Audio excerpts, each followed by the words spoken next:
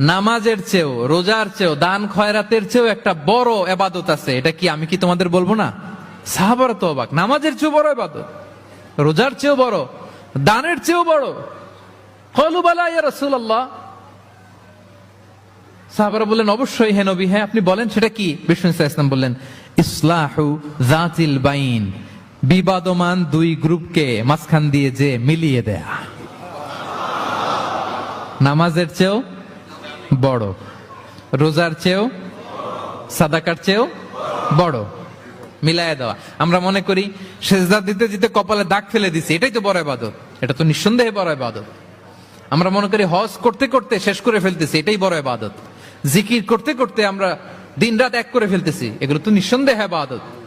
কিন্তু দুই ভাই বিবাদমান দুই গ্রুপের মধ্যে আপনি যদি মিলিয়ে দেন, এগুলো নফল রোজা, নফল দান, নফল সালাতের চেয়ে বেশি সওয়াবের কাজ। পড়েন সুবহানাল্লাহ।